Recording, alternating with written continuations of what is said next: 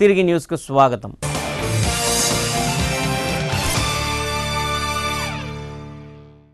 అంతర్జాతీయ మాతృభాషా దినోత్సవాన్ని పురస్కరించుకొని గద్దలగుంటలో ఏర్పాటు చేసిన అష్టావధానం అందరినీ ఆకట్టుకుంది. పింగళి కోదండ రామయ్య ఓరియంటల్ ఉన్నత పాఠశాలలో త్రిశతావధాని నారాయణం బాలసుబ్రహ్మణ్యంచే అష్టావధానాన్ని ఏర్పాటు చేశారు. తెలుగు మకరందాల గొప్పదనాన్ని చాటి చెప్తూ సాగిన అష్టావధానం ఆద్యంతం రసజ్ఞులను అలరించింది. పృచ్ఛకుల ప్రశ్నలకు అవధాని సముచిత పూరణలు చెప్పి అవధానాన్ని రక్తి కట్టించారు. ఈ కార్యక్రమంలో భాగంగా అవధానిని, పృచ్ఛకులను, అతిథులను ఘనంగా సన్మానించారు. ఈ కార్యక్రమంలో పాఠశాల ప్రధానోపాధ్యాయులు జయశ్రీ, పాఠశాల అధ్యక్షుడు కురుగంటి శ్రీరామ శర్మ, కుర్రా ప్రసాద్ బాబు, ఒంగోలు జూనియర్ ఛాంబర్ అధ్యక్షుడు శ్రీనివాసరెడ్డి, కరస్పాండెంట్ నల్లమల్లి కోటి సూర్యనారాయణ, లయన్స్ క్లబ్ ప్రతినిధి చంద్రబాబు, పీఈటీ నామినేని సురేష్ పాల్గొన్నారు. తెలుగు భాష తీయదనం, మాతృభాష గొప్పదనం గురించి మన విద్యార్థులందరికీ మనం చెప్పుకోవాల్సిన అవసరం ఎంతైనా ఉంది. ప్రపంచవ్యాప్తంగా ఎవరైతే వారి యొక్క భాషను, వారి యొక్క సంస్కృతిని కాపాడుకుంటారో ఆ జాతి మనుగడ కొనసాగుతుంది. ఐక్యరాజ్య సమితి నివేదిక ప్రకారం ప్రపంచవ్యాప్తంగా ఉన్న 6000 భాషల్లో ప్రస్తుతం కొనసాగుతున్న పరిస్థితుల నేపథ్యంలో 3000కు పైగా భాషలు కనుమరుగయ్యే ప్రమాదం ఉంది. అందరూ కూడా తెలుగు కూడా ఉందని నివేదిక ఇవ్వటం చాలా బాధాకరమైన విషయం.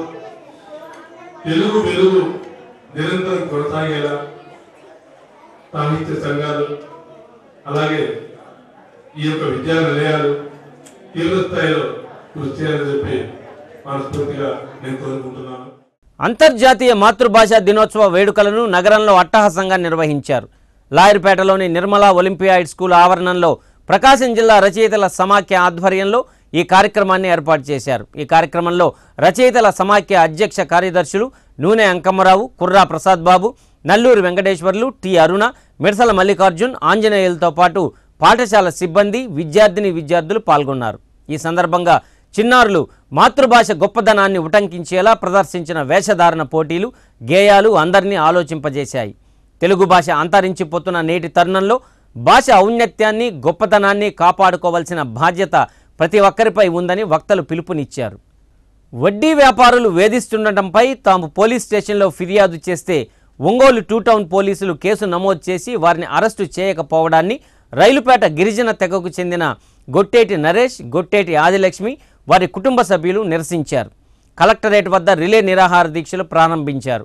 నిరక్షరాస్యులు, అమాయకులైన గిరిజనులను వడ్డీ వ్యాపారులు మోసగిస్తుంటే ఫిర్యాదు చేసినా పోలీసులు మిన్నకుండిపోవటం ఏమిటని గిరిజన సేవా సంఘం రాష్ట్ర ప్రధాన కార్యదర్శి శ్రీరామ్ శ్రీనివాసరావు ఆక్షేపించారు. కలెక్టరేట్ వద్ద గొట్టేటి నరేష్, గొట్టేటి ఆదిలక్ష్మి, వారి కుటుంబ సభ్యులు చేస్తున్న దీక్షలకు ఆయన మద్దతు తెలియజేశారు. ఇప్పటికైనా ఉన్నతాధికారులు స్పందించి గిరిజనులకు న్యాయం జరిగేలా చూడాలని డిమాండ్ చేశారు. గిరిజనుడిని, ఒక ఇరుకుల గిరిజనుడిని మోసపుచ్చినటువంటి పరిస్థితి మరి ప్రకాశం జిల్లాలో మరి జరుగుతూ ఉంది. దాన్ని ప్రభుత్వ అధికారులకి మరి కలెక్టర్ దగ్గర నుంచి, ఎస్పీల దగ్గర నుంచి, మరి ఉన్నటువంటి డిఎస్పీల దగ్గర నుంచి, సిఐల దగ్గర నుంచి, ఎస్సీల దగ్గర అందరూ కూడా అతను జరిగినటువంటి అన్యాయాన్ని అందరికి కూడా వినతి పత్రాల ద్వారా తెలియజేసుకొని న్యాయం జరగపోగా మరి కలెక్టర్ ఆఫీసులో మరి పురుగు మందు తాగి చనిపోవడానికి ప్రయత్నించినటువంటి పరిస్థితిలో గౌరవ కలెక్టర్ గారు ఉన్నటువంటి అధికారులు ఆ రోజు మొత్తం కూడా అతను రిమ్స్ హాస్పిటల్లో చేర్చి అతను బతికించి నీకు న్యాయం చేస్తానని చెప్పేసి ఒక ఆర్డీఓని విచారణ అధికారిగా వేస్తున్నామని చెప్పేసి ప్రభుత్వం ఆ రోజున ప్రకటించిన పరిస్థితి.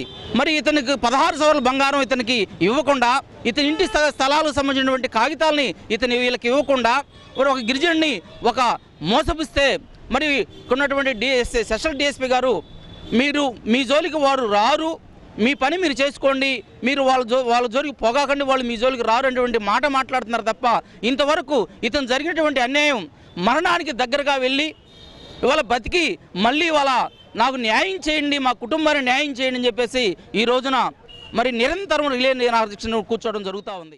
అన్యాయం జరిగిందని చెప్పి గిరిజనుడు ముందుకు వస్తే అతను న్యాయం చేయకపోగా అతని మీద కేసు పెట్టినది ఇది సమంజసమైన పద్ధతి కాదు. మేము ఒకటే చెబుతున్నాం, ఈరోజు వీళ్ళు చేసే నిరాహార దీక్షకి మేము పూర్తిగా గిరిజన సంఘం తరపున పూర్తి మద్దతు తెలియజేస్తున్నాం. వీళ్ళు ముందు చేయబోయే ప్రతి కార్యక్రమంలో కూడా గిరిజనులకైతే అన్యాయం జరిగిస్తారో వాళ్ళ విషయాలు మేము ముందు ఉండి పోరాటాలు చేయడానికి సిద్ధంగా ఉన్నాం. ఒకటే మేము చెబుతున్నాము, గిరిజనులకు అన్యాయం జరుగుతున్నాయి, టౌన్లో చాలామంది ఇట్లా జరుగుతుంది. ఇప్పుడు కనీసం 10 జరిగి 10 కేసులు వచ్చాయి. 10 కేసులు కూడా ఒక్కటి కూడా పరిష్కారమైన పాపాన పోలేదు. ఐకిక్ కంప్లైంట్ లాస్ట్కి స్టేషన్కి వెళ్తే గడవట్లేదని చెప్పేసి ఐకిక్లో కంప్లైంట్ పెడుతున్నాం. ఐకిక్ కంప్లైంట్లు కూడా సమాధానం చెప్పట్లేదు. ఈరోజు 3-4 రోజుల నుంచి వార్తలు చూడండి, పేపర్లు విలేకరు పాత్రికేయులు కూడా రాస్తున్నారు ఇది దీని మీద సంబంధించి పట్టించుకోవట్లేదని. కానీ అధికారులు అయితే ఎక్కడే కూడా గిరిజనుల పట్ల పూర్తి వివక్ష జరుపుతున్నారు. దీన్ని మేము ఖండిస్తున్నాం. ముందు రాబోయే విషయాల్లో గిరిజనులపై చేయాల్సిన విషయాల్లో అన్యాయం జరుగుతగిన సహించబోము. వీటి మీద భారీ ఎత్తున ఉద్యమాలు చేపడతామని చెప్పి గిరిజన సంఘంగా ముందుకు తెలియజేసుకుంటున్నాం. అధికార దాహంతో తెలుగుదేశం పార్టీ మంత్రులు విచిత్రంగా ప్రవర్తిస్తున్నారంటూ మాల మహానాడు రాష్ట్ర అధ్యక్షులు బిల్లా వసంతరావు వ్యంగ్యాస్త్రాలు సంధించారు. జిల్లాలో ఎన్నికల కోడ్ ఉన్న మంత్రి నారాయణ కార్పొరేషన్ కార్యాలయాన్ని సందర్శించి హౌసింగ్ అధికారులతో సమీక్ష నిర్వహించడాన్ని ఆయన తప్పుబట్టారు. ఈ విషయమై జేసీకి ఫిర్యాదు చేశామని, మంత్రి నారాయణపై ఎలక్షన్ కోడ్ ఉల్లంఘన చర్యలు తీసుకోవాలని ఆయన పేర్కొన్నారు. మన రాష్ట్రంలో ఉన్నటువంటి ప్రకాశం, నెల్లూరు, చిత్తూరు జిల్లాలలో పట్టభద్రులు మరియు ఉపాధ్యాయులకు సంబంధించినటువంటి ఎమ్మెల్సీ ఎన్నికలు జరుగుతున్న నేపథ్యంలో ఇప్పుడు ఎన్నికల కోడ్ ఉన్నందున ఈ ఎన్నికల కోడ్ సమయంలో మన రాష్ట్ర పురపాలక శాఖ మంత్రి గారైనటువంటి నారాయణ గారు మన భారత ఎన్నికల కోడ్ను ఉల్లంఘిస్తూ రాత్రి 20వ తేదీ ప్రకాశం జిల్లా ఒంగోలులో పురపాలక కార్యాలయంకు రావడం జరిగింది. ఈ ఎన్నికల కోడ్ను ఉల్లంఘించాడు కాబట్టి మేము రాష్ట్ర మాల మహానాడు తరపున తీవ్రంగా ఖండిస్తున్నాము. మరి ఈ మంత్రి గారు ఎన్నికల కోడ్ను ఉల్లంఘించడం వలన ఎన్నికల రిటర్నింగ్ అధికారి అయినటువంటి జేసీ గారిని కలిసి, ప్రకాశం జిల్లా జేసీ గారిని కలిసి వినతి పత్రం ఇవ్వడం జరిగింది. కాబట్టి మన రాష్ట్ర ఎన్నికల అధికారి గారు ఈ మంత్రి నారాయణపై చర్యలు తీసుకోవాలని మేము మాల మహానాడు తరపున డిమాండ్ చేస్తున్నాం. వేసవి కూరగాయల సాగులో యాజమాన్య పద్ధతులే కీలకమని ఉద్యాన శాఖ రిటైర్డ్ శాస్త్రవేత్త సత్యనారాయణ రెడ్డి సూచించారు. ప్రాంతీయ ఉద్యాన శిక్షణా కేంద్రంలో కూరగాయలు సాగు చేసే రైతులకు ఒక్కరోజు శిక్షణా కార్యక్రమాన్ని నిర్వహించారు. వేసవి కూరగాయల సాగులో తీగజాతి కూరగాయలైన దోస, సొర, బీర వంటివి పండించడం వలన రైతులు ఆదాయం పొందవచ్చన్నారు. పందిళ్లతో నాణ్యమైన కూరగాయలు పండించవచ్చని ఆయన తెలిపారు. వీటికి ఉద్యానవన శాఖ నుంచి రాయితీలు కూడా పొందవచ్చని పేర్కొన్నారు.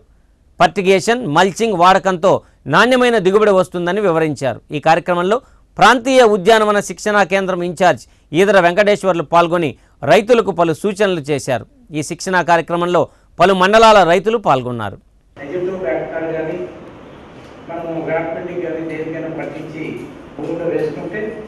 గాలిలో ఉన్నటువంటి నత్రజని భూమిలో స్థిరీకరిస్తుంది. ఆ బ్యాక్టీరియా అంటే 1 మిల్లీలీటర్ లేదా 1 గ్రాములో 6 నుంచి 8 లక్షల బీజాలు కల్పిస్తారు మనకి. ఆ బ్యాక్టీరియా కానీ, ఆ ఫంగస్ కానీ, ట్రైకోడర్మా లాంటివి.